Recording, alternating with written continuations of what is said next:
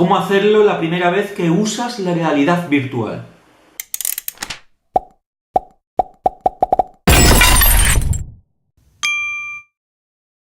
Este vídeo va dirigido para ti si es la primera vez que vas a probar la realidad virtual. He escuchado muchísimas opiniones negativas sobre las primeras experiencias con el mundo de la realidad virtual. Yo ya le he echado unas cuantas horas y la verdad que las primeras veces que las probé tuve experiencias muy dispares. Estoy hablando sobre todo de las primeras 2 veces que probé Oculus. Estoy hablando de los modelos que todavía estaban en fase beta de Oculus, el DK1 y el DK2, como se les conocía. El DK1 lo pude probar en el EVE, el evento Brock que se celebra cada año en Sevilla, en un stand para el cual tuve que hacer cola. Cuando fui a probarlo había cola detrás mía, por lo que las personas encargadas de ponértelo y de probarlo simplemente te ponían el casco, te sentaban en una silla, tenías como 3 minutos para disfrutarlo y te tenías que salir porque pasaba al siguiente. Aparte de que el primer modelo que probé era el DK1 y la resolución de pantalla no era tan nítida como lo que pude probar después, la experiencia fue bastante negativa. Porque, por un lado, empecé a probarlo con una montaña rusa, lo que daba vértigo desde el principio y tenía demasiado movimiento, aparte de que tuve muy poco tiempo para poder adaptarme a ese entorno. La sensación fue negativa. Me gustó muchísimo, me sorprendió muchísimo la tecnología de lo que podría ser capaz, pero sabía que ahí algo fallaba, que ese no era el modo de probarlo adecuadamente. La segunda vez que probé Oculus fue el modelo DK2, ya un modelo un poco más avanzado, y fue en las instalaciones de Working Company, un centro de coworking situado en Sevilla, y donde pude conocer a Fernando Sierra, empresario de aquí de Sevilla, centrado en el mundo de la realidad virtual, que nos dio una charla explicando un poco cómo veía el sector de la realidad virtual y hacia dónde él creía que iba. Después de la charla tuvimos la posibilidad de probarlo, pero esta persona sí cuidó mucho y nos explicó cómo debería ser esa primera experiencia. Entonces, lo que yo os quiero recomendar para la primera vez que vais a probar este tipo de cascos serían varios consejos. El primero de ellos sería que no vayáis a probar una demo que tenga exceso movimiento, como por ejemplo la demo que casi todo el mundo prueba, que es la de la montaña rusa. No empecéis con eso marea, eso da vértigo. Es normal que si una montaña rusa de verdad marea, cuando pruebes esa demo acabes mareado. Es lo más normal del mundo. Entonces no empecemos con eso. Yo empezaría con la demostración más sencilla que te puedas encontrar.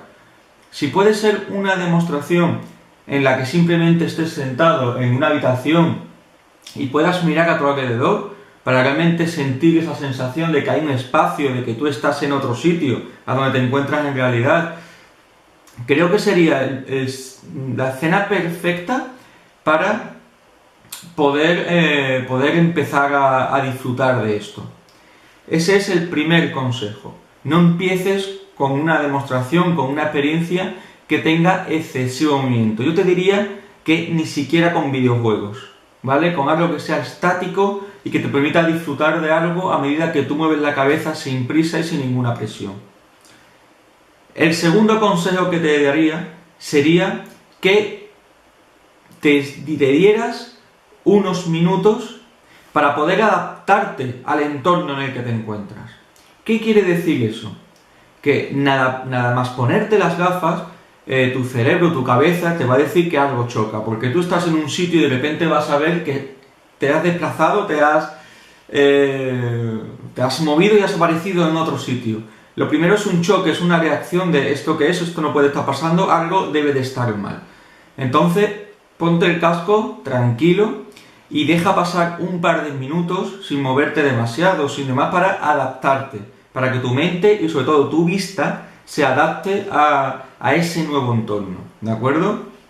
empieza poco a poco. Es como si te levantas de despertarte, te despiertas por la mañana y te levantas de golpe corriendo. Es fácil que te dé un mareo, que no te encuentres bien. Hay que ir y entrando, digamos, en ese mundo virtual poco a poco.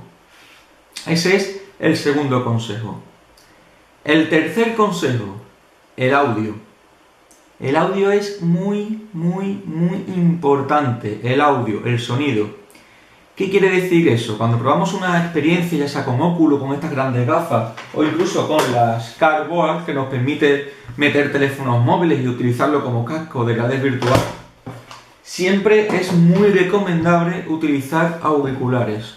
Yo recomendaría auriculares grandes, de esto que te tapa casi toda la oreja, o auriculares que nos permita introducirse dentro del oído y alejarnos del ruido, de la contaminación acústica que podemos tener en el exterior.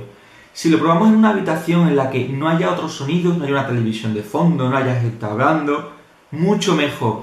Porque ese sonido va a hacer que ya intentemos provocar esa realidad virtual engañando o trucando dos de los sentidos, la vista y el oído.